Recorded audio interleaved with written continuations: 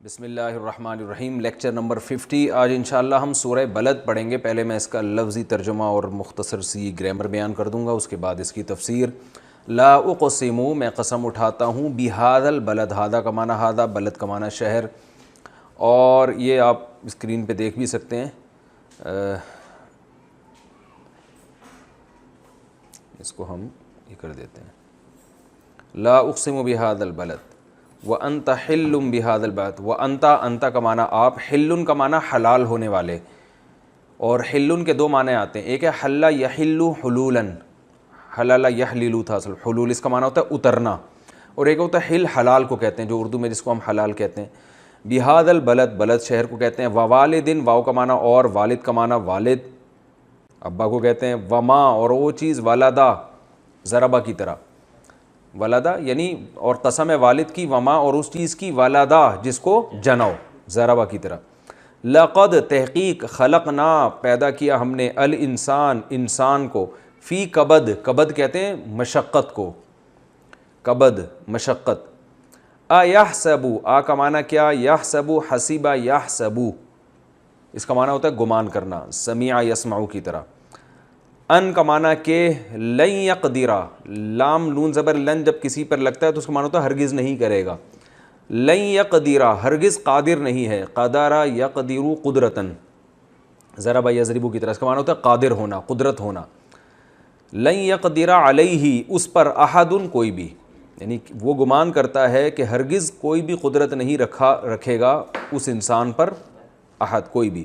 یقولو، انسان کہتا ہے، اہلکتو، ہلاک کر دیا میں نے، اہلکتو اکرمتو کی طرح ہے، ضربتو کا معنی میں نے مارا، اکرمتو کا معنی میں نے اکرام کیا، اہلکتو کا معنی میں نے ہلاک کیا۔ مالن، مال، مال کو کہتے ہیں لبدا، لبدا کہتے ہیں بہت زیادہ، لبدا کا کیا مطلب ہے، بہت زیادہ۔ ایحسب، کیا وہ گمان کرتا ہے، ان، اس بات کا، لم یرہ، لم یرا، لم یضرب، اس نے نہیں مارا، یرا اصل میں تھا یرایو، یسمعو کی طرح، اس کا معنی کیا ہے، دیکھنا۔ کس سے نکلا یہ، رؤیت سے، ہو چکا ہے نا پہلے کئی دفعہ، تو یرایو کو پڑھتے ہیں یرا، تو لم یرا کہ نہیں دیکھا، ہو اس انسان کو، احد کسی ایک نے، یعنی انسان یہ سمجھتا ہے کہ اسے نہیں دیکھا کسی ایک نے بھی۔ الم، کیا نہیں، نجعل، بنایا ہم نے، نضربو کی طرح، لہو اس انسان کے لیے، عینین، دو آنکھیں، عین آنکھ کو، عینین دو آنکھیں، عینان بھی کہتے ہیں، عینین بھی کہتے ہیں۔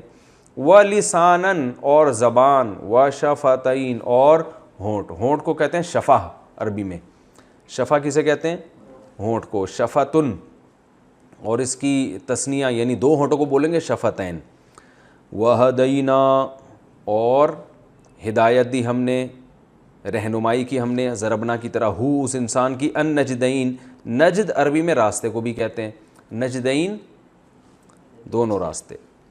فا کا معنی پھر لقتحما، اقتحما کا معنی ہوتا ہے کسی چیز میں گھس جانا، داخل ہونا، کسی ایسی مشقت والی جگہ پہ نا، اقتحام، ٹھیک ہے نا، تو اکتساب کی طرح، یہ اقتحما اکتسابہ کی طرح۔ لقتحما، یہ لا اقتحما تھا اصل میں، تو کیا بن گیا، نہیں داخل ہوا وہ۔ العقبہ، عقبہ کہتے ہیں گھاٹی کو، دو پہاڑوں کے درمیان کا جو راستہ ہوتا ہے نا، مشکل ہوتا ہے، تو اس گھاٹی میں یہ داخل نہیں ہوا۔ وما ادراک، اور آپ کو کیا پتا، مل عقبہ، گھاٹی کیا چیز ہے۔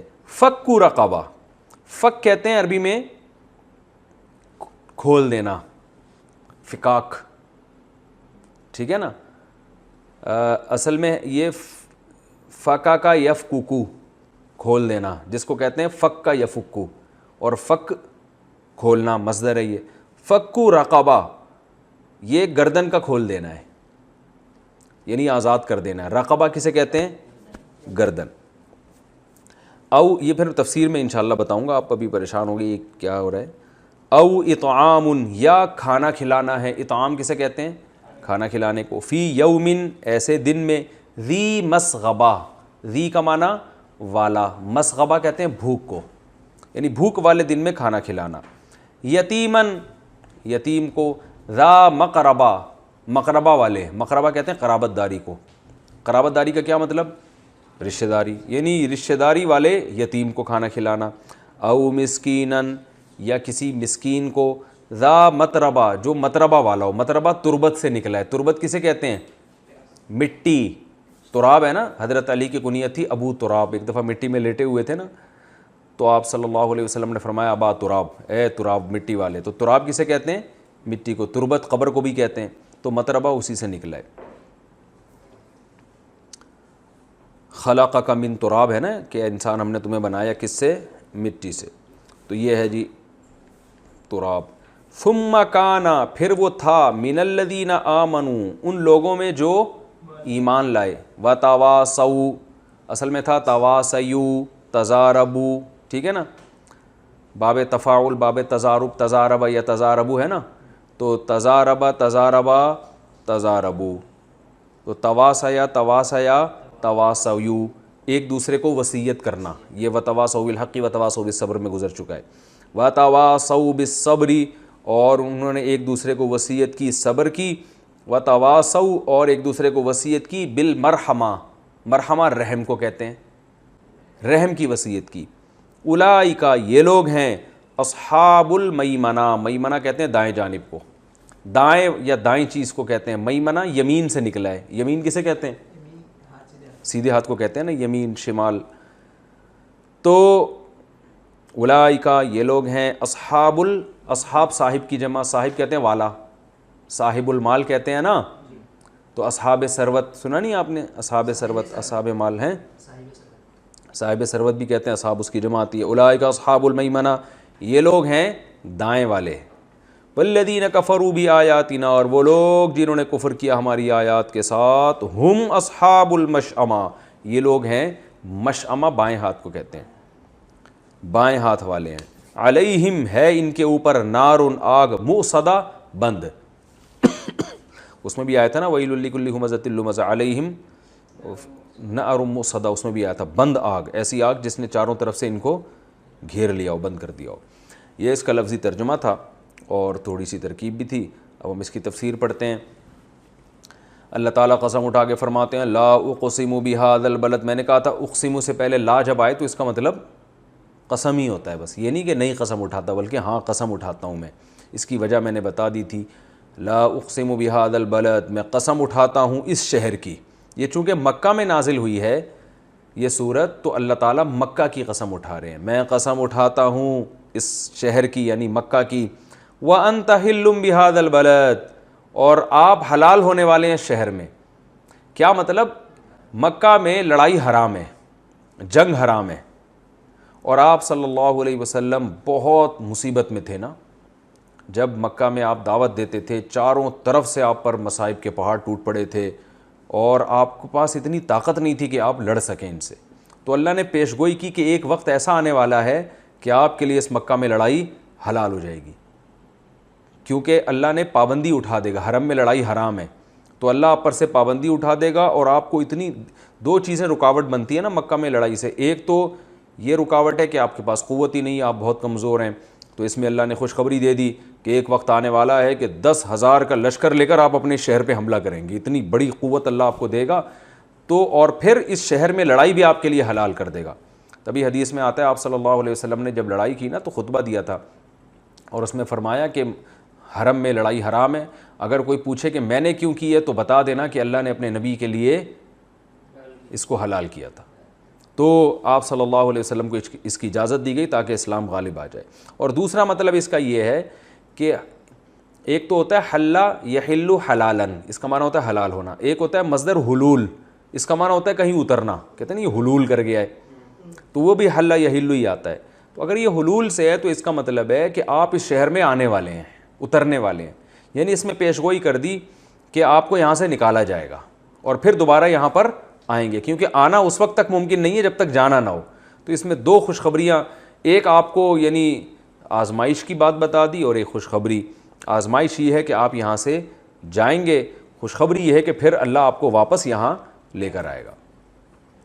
تو اللہ نے شہر کی قسم اٹھائی, ووالدن اور قسم ہے والد کی یعنی باپ کی قسم, وما اور اس بچے کی قسم ولدا جس کو باپ نے جنا ہو. اگرچہ بچے مائیں جنتی ہیں لیکن ذریعہ باپ بنتا ہے نا, تو اس لیے اس کی طرف نسبت کی کہ اللہ یہ دو قسمیں اٹھاتے ہیں کہ شہر کی قسم اور والد اور اولاد کی قسم، لقد خلقنا الانسان فی کبد، تحقیق ہم نے انسان کو پیدا کیا بہت مشقت میں، یعنی انسان کی زندگیوں میں ٹینشنیں آتی ہیں۔ تو یہ دو چیزیں گواہ، ایک مکہ گواہ ہے کیونکہ نبی صلی اللہ علیہ وسلم کو کس قدر مصیبت تھی، اور ایک باپ اور اولاد گواہ ہے، یعنی جب اولاد ملتی ہے باپ کو تو کتنی ٹینشنیں اٹھاتا ہے وہ ساری زندگی۔ صرف ماں ٹینشن نہیں اٹھاتی، باپ بھی اٹھاتا ہے، اس کے لیے سوچتا ہے، اس کو بیماری ہو گئی تو ہسپتال، دیکھ لو کیسے بچوں والے لوگ کتنے بیچارے مصائب میں ہوتے ہیں۔ تو اللہ فرماتے ہیں اس سے پتہ چلتا ہے کہ ہم نے انسان کو مشقت میں پیدا کیا۔ اَيَحْسَبُ أَن لَّن يَقْدِرَ عَلَيْهِ أَحَدٌ، کیا یہ گمان کرتا ہے کہ اس پر کسی کو قدرت ہی نہیں ہوگی؟ کیا مطلب کہ خود تمہاری حیثیت سے پتہ چل رہا ہے کہ تم کتنی مصیبتوں میں وقت گزارتے ہو، اس کا مطلب تم کسی کے غلام ہو، تم آزاد نہیں ہو، تم پر کسی کو قدرت ہے جو تمہیں آزمائشوں میں ڈالتا رہتا ہے، اور تم یہ سمجھتے ہو کہ مجھ پر کسی کو قدرت نہیں ہے۔ اگر نہیں ہوتی تو تم مختار ہوتے نا، مختار کل ہوتے، تمہارے سامنے سارے اختیارات ہوتے اور تمہیں کوئی کسی قسم کا نقصان نہیں پہنچا سکتا۔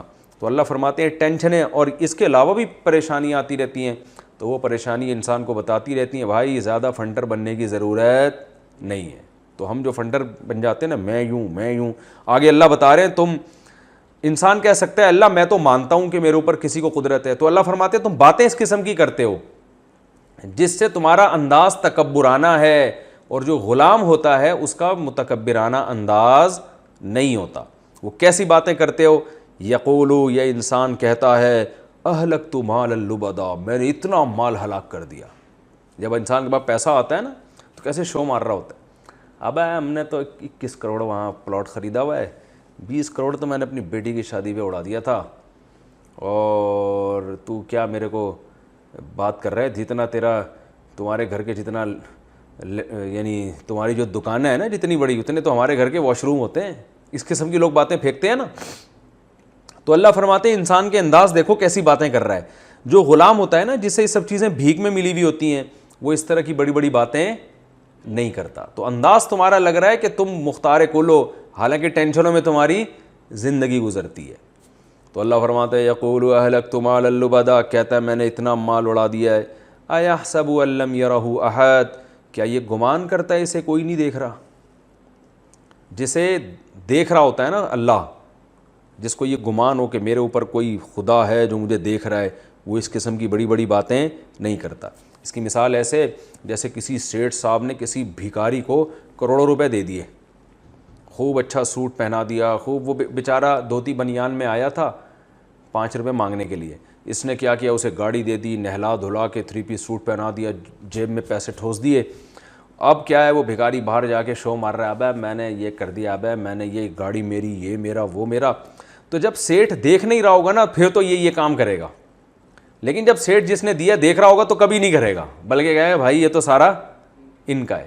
تو اللہ فرماتے ہیں میں نے تمہیں یہ ساری چیزیں دیں اور تم بڑی بڑی بھونگیاں مار رہے ہوتے ہو، میں یوں، اور غریبوں کو دبا رہے ہوتے تکبر کر کے۔ ایحسب ان لم یرہ احد، کیا تمہارا یہ گمان ہے کہ کوئی اسے دیکھ نہیں رہا؟ تو میں تو دیکھ رہا ہوں تمہیں، جب میں دیکھ رہا ہوں تو جس نے دی ہیں تو میں تو 24 گھنٹے دیکھ رہا ہوں، تو تم یہ کیسے بڑے بڑے دعوے کر لیتے ہو؟ تمہیں ڈر نہیں لگتا کہ جس نے دیا ہے وہ چھین بھی سکتا ہے؟ تو ہم سب کو یہ چیزیں بھیک میں ملی ہیں، ہمیں اس پہ اترانا نہیں چاہیے۔ آگے اللہ فرماتے ہیں تم دولت کی بات کر رہے ہو، ہم نے تو تمہارے جو جسم باڈی کے پارٹس ہیں نا وہ بھی بھیک میں ہم نے تمہیں دیے ہیں، یعنی جو چیزیں تم سمجھتے ہو کہ تو خالصتاً میری ہیں وہ بھی تمہاری نہیں ہیں۔ آگے فرمایا الم نجعل لہ عینین، کیا ہم نے نہیں بنایا اس انسان کے لیے 2 آنکھیں؟ جن آنکھوں سے تم دیکھتے ہو یہ ہم نے نہیں بنائی ہیں کیا؟ ولسانن، اور ہم نے ایک زبان بنائی، وشفتین، اور 2 ہونٹ۔ تو یہ سب چیزیں تو ہم نے بنائی ہوئی ہیں۔ تو جب تمہارے باڈی کے پارٹس ہم نے تمہیں دیے ہیں تو دولت تو اس کے بعد کی چیز ہے، اس پہ فخر کرنا میں نے یہ کیا، میں نے یہ کیا، اور حالانکہ اتنی ٹینشنوں میں تمہاری زندگی گزرتی ہے، تو یہ تکبر تم پہ زیب نہیں دیتا۔ وَهَدَيْنَاهُ النَّجْدَيْنِ، اور فرمایا اور ہم نے اس کو 2 راستے بھی سکھا دیے۔ 2 راستے کیا؟ اچھائی اور برائی کا راستہ۔ ہدایت عربی میں کبھی تو اراءۃ الطریق کے معنی میں آتا ہے، اراءۃ الطریق کا مطلب ہوتا ہے راستہ دکھانا، اور کبھی ہدایت آتا ہے راستے پہ چلانا۔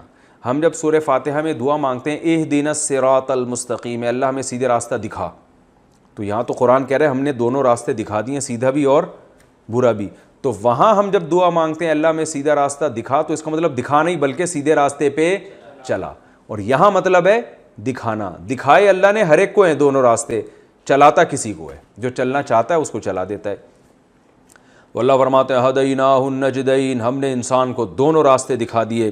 تو دونوں راستے دکھائے، اللہ یہ بتا رہے ہیں کہ ہم نے جب اتنی نعمتیں دیں، آنکھ، ناک، کان، دل، دماغ، یہ تو 3 چیزیں بیان کی جو بہت نمایاں ہیں نا انسان کی باڈی میں، تو سارے پارٹس اللہ نے دیے ہیں. تو اللہ فرماتے ہیں ان چیزوں کا تقاضا یہ تھا کہ جب تمہارے پاس دونوں راستے ہم نے تمہیں دکھا دیے ہیں تو صحیح راستہ اختیار کرتے، برے راستے سے بچتے. صحیح راستہ کیا ہے؟ شکر والا راستہ جو آگے آ رہا ہے. تو اللہ فرماتے ہیں ہم نے اس کو دونوں راستے دکھا دیے. فَلَقْتَحَمَ الْعَقَبَةَ، یہ گھاٹی میں داخل نہیں ہوا، مشکل راستے میں نہیں چلتا. یہ گھاٹی مشکل راستہ ہے نا، تو مراد گھاٹی سے کیا ہے؟ مشکل راستہ. یعنی ہونا یہ چاہیے تھا کہ ہم نے جب انسان کو آنکھیں بھی دے دیں، زبان، گھونٹ، یہ ساری چیزیں ہم نے انسان کو دی ہیں، اور ہم نے بتا دیا اچھا راستہ بھی ہے برا راستہ بھی ہے. تو یہ اچھے راستہ والا چونکہ گھاٹی کا راستہ ہے، مشکل راستہ ہے، تو اللہ فرماتے ہیں یہ مشکل راستے کو اختیار نہیں کرتا، یہ آسان راستے کی طرف جا رہا ہے، حالانکہ اس کو پتہ ہے یہ غلط ہے. شراب کا راستہ، زنا کا راستہ، کنجوسی کا راستہ، اور بڑی بڑی بونگیاں مارنا، میں نے مال، میں نے، یہ اپنی طرف نسبت کرنا، یہ راستہ آسان ہے، اس میں مزہ بہت آتا ہے. تو اللہ فرماتے ہیں حالانکہ ہم نے اتنی بڑی بڑی نعمتیں دی ہیں، ان نعمتوں کا تقاضا یہ تھا کہ اچھے راستے پہ چلتا، چاہے وہ مشکل ہی کیوں نہ ہوتا. تو مشکل راستہ چونکہ گھاٹی کا راستہ ہے، فَلَقْتَحَمَ الْعَقَبَةَ، اللہ فرماتے ہیں گھاٹی والے راستے پہ نہیں چلتا، اس کو پلین اور آسان راستہ چاہیے. اب انسان حیران ہوگا بھئی یہ گھاٹی والا راستہ کیا مطلب، اللہ کیا بتا رہے ہیں؟ تو اللہ آگے خود بتاتے ہیں وَمَا أَدْرَاكَ مَا الْعَقَبَةُ، تمہیں کیا پتا وہ گھاٹی کا راستہ جس پر ہم تمہیں چلنے کا کہہ رہے ہیں، مشکل راستہ، وہ کیا ہے؟ آؤ ہم تمہیں بتاتے ہیں. فَكُّ رَقَبَةٍ، وہ ہے غلام کا آزاد کرنا. میں نے آپ کو بار بار بتایا قرآن جزیات بیان کرتا ہے، مقصد کیا ہوتا ہے؟ اصول. ایک جزیہ بیان کر دیا، مقصد کیا ہے؟ اصول. وہ اصول کیا ہے؟ انسانوں پر احسان کرنا، مخلوق پر احسان کرنا. تو اب چونکہ اللہ اگر یوں بیان کر دیتے کہ یہ مخلوق پر احسان نہیں کرتا، مخلوق کا خیال نہیں کرتا، تو ہم سب کہتے ہیں ہم تو خیال کر رہے ہیں. تو اس لیے اللہ نے مخلوق پر احسان کی کچھ قسمیں بیان کر دیں، اہم قسمیں، کہ تم خود دیکھ لو تم یہ کچھ کر رہے ہو. جب نہیں کر رہے تو اس کا مطلب تم مخلوق کے حقوق ادا نہیں کر رہے. تو مخلوق کا سب سے پہلا حق کیا ہے؟ فَكُّ رَقَبَةٍ. رقبہ گردن جو ہوتی ہے نا، کسی کی پھنسی ہوئی ہے، اس پھنسی ہوئی گردن کو آزاد کراؤ. کیا بلاغت ہے، یعنی غلام کو غلامی کے طوق سے نکالو. اب تو غلام نہیں ہوتے، پہلے غلام ہوا کرتے تھے، تو اس کو آزاد کرانے کی اسلام میں بڑی ترغیب. وہ غلام ہوتے تھے جنگ میں جو قیدی بنتے تھے نا، وہ غلام بن جایا کرتے تھے، لیکن وہ غلام آج کے قیدیوں سے پھر بھی اچھے ہوتے تھے، کیونکہ ان کو کھانا ملتا تھا، روٹی، وہ مزدوروں کی طرح کام کرتے تھے، اور سارے حقوق ان کے مولا کے، جو ان کا مالک ہوتا تھا، اس کے ذمے ہوتے تھے. تو اللہ فرماتے ہیں فَكُّ رَقَبَةٍ، غلام کو کیا کرو. اور اس میں اللہ نے انداز ایسا استعمال کیا کہ غلاموں پر ہمیں ترس آ جائے. وہ ترس کیا ہے کہ اللہ فرماتے ہیں اس کی گردن پھنسی ہوئی ہے، اس گردن کو نکالو. تو آپ بتاؤ کسی کی گردن رسی میں پھنسی ہوئی ہو، بیچارہ کتنے عذاب میں ہوتا ہے. تو اللہ فرماتے ہیں جو انسان کسی کا غلام ہے نا، تو اس پہ ایسے ہی ترس کھاؤ جیسے کسی کی گردن کسی نے رسی سے باندھی ہوئی ہو، تو وہ بھی ہل نہیں سکتا، تو یہ بیچارہ بھی مولا کی مرضی کے بغیر کچھ نہیں کر سکتا. جتنا کماتا تھا اس کا مالک، اس کا یعنی جس کا جو مولا ہے وہ اس کا مالک ہے. تو اب غلام نہیں ہوتے. فَكُّ رَقَبَةٍ. آج غیر مسلمین بہت اس بات کو اچھالتے ہیں اسلام میں غلامی کا نظام ہے. اسلام میں غلامی کا نظام پیدا نہیں کیا، وہ تو پہلے سے چلا آ رہا تھا، اس کو ایک خاص طریقے سے اسلام نے ختم کیا ہے. اس پر میں مستقل بیانات کر چکا ہوں. وہ بات غلام کے بارے میں کیا اسلامی اصول تھے اور غلامی کا تصور کیا تھا، اس پر بات کروں گا تو بہت لمبی بات ہو جائے گی، وہ میرا بیان سن لیں. فَكُّ رَقَبَةٍ. اللہ فرماتے ہیں گردنوں کو کیا کرو، چاہے وہ مسلم ہو یا غیر مسلم.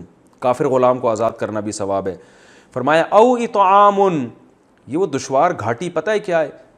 یا پھر کھانا کھلانا ہے، فی یومن، ایک ایسے دن میں، ذی مسغبہ، جو شدید بھوک والا دن ہو. بعض دفعہ انسانوں پہ ایسے حالات آتے ہیں، بھوک کے دن ہوتے ہیں انسانیت پہ، تو اس میں انسانوں کے خوراک کا خیال کرنا ہے. اور یہ بھی ممکن ہے کہ کسی خاص شخص پر بھوک کا دن آ جائے, یعنی بھوک, کسی آدمی کو بھوک لگ رہی ہو اور کھانے کو روٹی نہ ہو, تو یہ اس کے لیے کون سا دن ہے؟ بھوک والا. تو اللہ فرماتے ہیں کھانا کھلانا ہے ایسے دن میں جو بھوک والا ہو. کھلانا کس کو ہے؟ یتیمن, کسی یتیم کو, ذا مقربہ, جو رشتہ دار ہو تمہارا, او مسکینن, یا اور کوئی مسکین ہو, ذا متربہ, جو مٹی والا ہو. کیا مطلب؟ بھوک نے اس کو زمین پہ لٹا دیا ہو اور مٹی سے مل گیا ہو. جب انسان کمزوری میں بھوک کی حالت میں آتا ہے تو کہاں پڑ جاتا ہے؟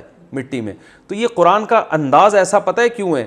ہمیں ان کی حالت پر طرز دلانے کے لیے کہ بھائی تم سرچ کرو گے, سروے کرو گے تو تمہیں پتہ چلے گا کتنے مسکین ایسے ہیں جو بیچارے مٹی میں پڑے ہوئے ہیں, اٹھنے کی طاقت نہیں ہے ان میں.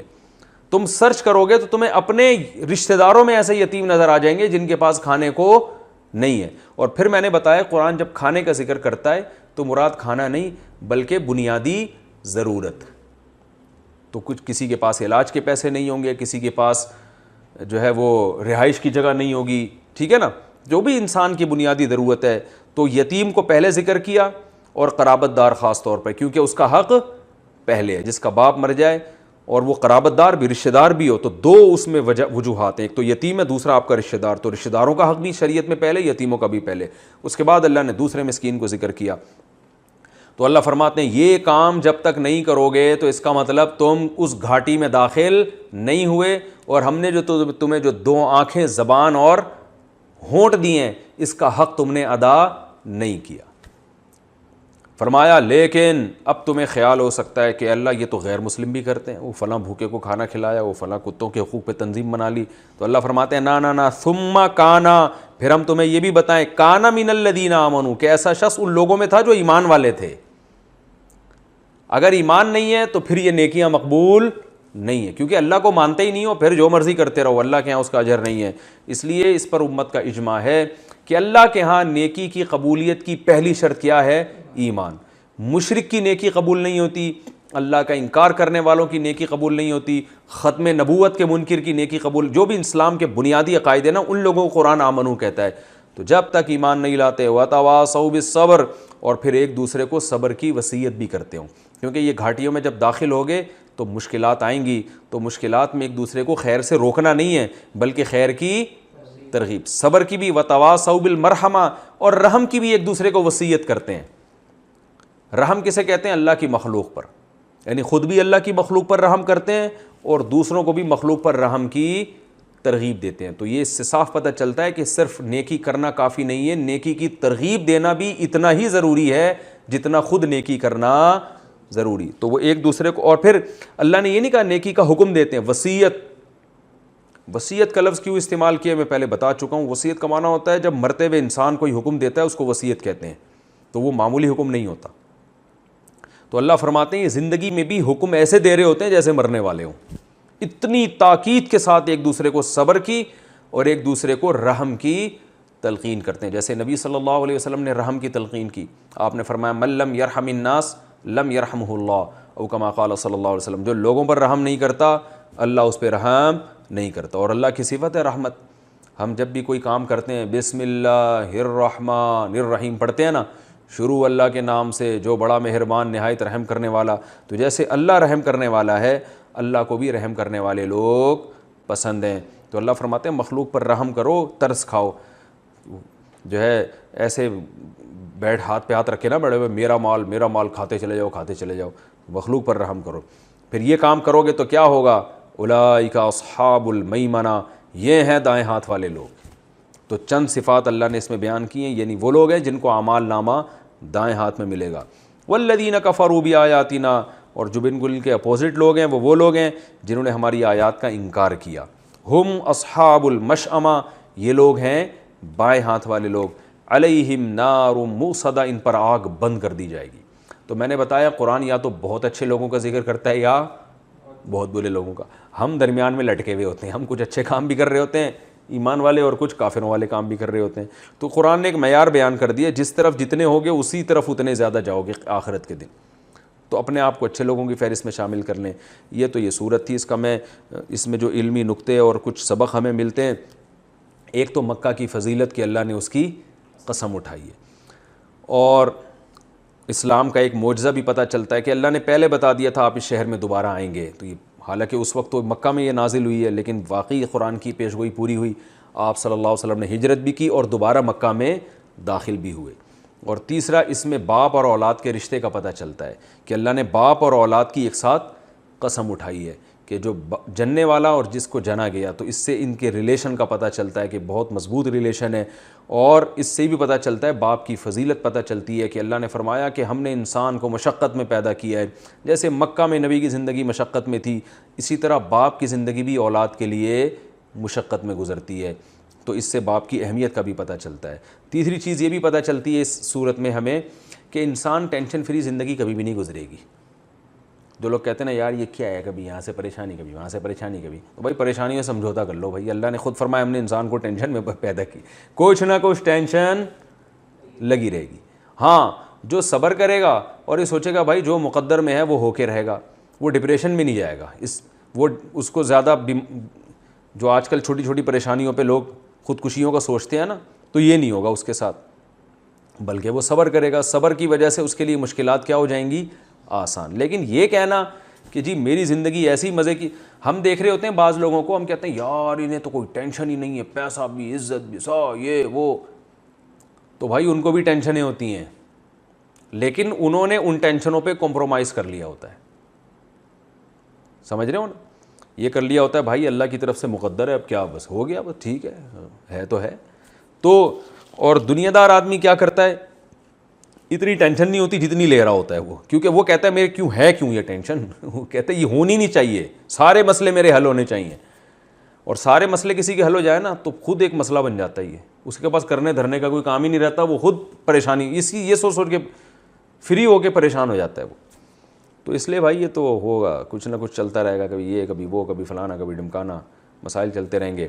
اور اللہ نے اس سے استدلال کیا، دیکھو اس سے پتہ چلتا ہے کسی کو تم پر قدرت ہے جو تمہاری چلنے نہیں دیتا. کوئی ہے جو تو ایحسب ان لن یقدر علیہ احد، انسان سمجھتا ہے کہ مجھ پر کسی کو قدرت ہی نہیں ہے. اللہ فرماتے ہیں دماغ سے نکال دو، تمہارے اوپر کوئی ہے جو تمہیں تمہاری نہیں چلنے دے گا. ہم سوچتے ہیں یہ کریں گے، اللہ کچھ اور سوچ رہا ہوتا ہے. فرمایا کیا تھا، یقول، اس تیسرا یعنی چوتھا نقطہ یہ. پانچواں نقطہ شو بازی، میں نے یہ کر دیا، میں نے اتنے کروڑ کا پلاٹ، تو یہ شو بازیاں اللہ کو پسند نہیں ہیں. شکر ادا کرنا چاہیے بھائی، اللہ کا فضل ہے، ہم تو بھکاری ہیں اللہ کے، اللہ نے ہمیں فضل دے دیا اور دیکھو اللہ نے ہمیں یہ نعمت بھی دے دی، وہ نعمت کے طور پہ ٹھیک ہے. اور اس سے آنکھ، زبان اور ہونٹوں کی نعمت کا پتہ چلتا ہے. اللہ نے یہ تین نعمتیں بیان کی. آنکھ سے انسان دیکھتا ہے، زبان سے انسان بولتا ہے، اور ہونٹ انسان کی باڈی میں خوبصورتی کا ذریعہ بنتے ہیں. ہونٹ بھی بولنے میں انسان کو مدد دیتے ہیں. اور ایک اہم نقطے کی بات یہ پتہ چلتی ہے کہ اللہ نے اس میں اسلام کو جو ڈیفائن کیا ہے نا، وہ دو چیزیں، غریبوں کو آزاد کرنا اور دوسرا غریبوں کو کھانا کھلانا. تو اس سے پتہ چلتا ہے اسلام انسانیت کا کتنا خیر خواہ ہے. یعنی اللہ نے فرمایا ہم نے دو راستے دے دیے اور یہ مشکل راستے کو اختیار ہی نہیں کر رہا. اور مشکل راستہ ہے کیا؟ غلام کو آزاد اور انسان کی بنیادی ضرورتوں کو پورا کرنا. تو یہ جذبے ہونے چاہیے. غلام کو آزاد کرانے میں آج کل غلام نہیں ہے، لیکن غلامی والا سلوک بہت سے لوگوں کے ساتھ ہے. کسی بھی ایسے شخص کو جب آپ غلامی کے طوق سے نکالیں گے تو بھی اسی آیت میں انشاءاللہ داخل ہوں گے. اندرون سندھ آپ کو پتہ ہے بہت سے سیٹھوں نے غریبوں کو سود پہ قرضے دیے ہوئے ہیں. وہ بیچارہ غریب لاکھوں روپے لے کے زمینوں پہ کام شروع کرتا ہے، قرضہ ادا کرنے کی اس میں صلاحیت نہیں ہوتی نہ سود، تو وہ پھر جو ہے نا اس کے جس نے قرضہ دیا ہوتا ہے نا وہ اس کو جکڑ کے رکھتا ہے، اس سے اپنے بہت سارے کام لیتے ہیں. یہ بھی تو ایک قسم کا سود ہے نا کہ بھائی قرض والے سے تو صرف قرضہ لے سکتے ہو، اضافی کوئی خدمت نہیں. تو بیچارے قرضوں میں دبے ہوئے ہوتے ہیں، تو ان کو کیا کرتے ہیں کہ غلام بنا لیتے ہیں. تو ہم نے دیکھا ہے الحمدللہ بعض علماء نے اس پہ بھی کام کیا، بہت سے ہاریوں کا قرضہ ادا کر کے نا کسانوں کا، ان کو اس غلامی سے نکالا ہے. تو یہ بھی انشاءاللہ اسی طرح کا ثواب ملے گا، ان کو بھی انشاءاللہ اسی طرح کا ثواب ملے گا. اور کوئی بھی کسی طرح کوئی پھنسا ہوا ہے بیچارہ قرضوں میں یا کسی کے غلامی میں کسی بھی طرح سے آیا ہوا ہے، قیدیوں کو آزاد کرانا بھی اس میں، وہ بھی تو غلامی میں ہی پھنسے ہوئے ہوتے ہیں. تو کسی بھی لحاظ سے کوئی بیچارہ محتاج ہے تو اس کو آزاد کرانا انشاءاللہ اسی کا اس میں ثواب ملے گا۔ اس میں ایمان کی اہمیت کا پتہ چلتا ہے کہ جتنے بھی آپ کے اچھے اعمال ہو جائیں، جب تک ایمان نہیں ہے تو وہ اعمال، قرآن میں دوسری جگہ اللہ نے فرمایا کہ رمادن، ایک راکھ کے ڈھیر کی طرح ہیں۔ غیر مسلموں کے جو اعمال ہوتے ہیں نا، یہ بھی کیا، یہ بھی کیا، اسپتال بنا دیا، اللہ فرماتے ہیں چونکہ اللہ پر ایمان نہیں ہے تو قیامت کے دن اللہ کہے گا جس کے لیے کیا تھا اس سے اجر لے لو، جس کے لیے کیا تھا اس سے اجر۔ وہ کہیں گے اگر ہو سکتا ہے بہت سے کہ ہم نے آپ کے لیے کیا تھا، تو اللہ کہیں گے چونکہ میرے علاوہ کسی اور کو بھی معبود مانتے تھے نا، اللہ مانتے تھے، خدا مانتے تھے، جاؤ اب اس سے اجر لو، ہم نہیں دیں گے۔ اس لیے غیر مسلم کی ساری نیکیاں، ہاں دنیا میں غیر مسلم کو نیکی کا اجر مل سکتا ہے، دنیا میں اللہ تعالیٰ اس کو کچھ نعمت دے سکتے ہیں، اس نے کچھ اچھے کام کیے تو اس کے بدلے میں اس کو نیکیوں کا اجر دنیا میں ملتا ہے۔ اور آخرت میں یہ ہوگا کہ آخرت میں اس کو نیکیوں کا اجر جنت کی صورت میں تو نہیں ملے گا، البتہ عذاب میں کمی ہوگی۔ یہ حدیث سے ثابت ہے کہ جو غیر مسلم اچھے اعمال کے ساتھ دنیا سے جائے گا اس کو کم عذاب ہوگا، جو برے اعمال کے ساتھ دنیا سے جائے گا اس کو زیادہ عذاب ہوگا۔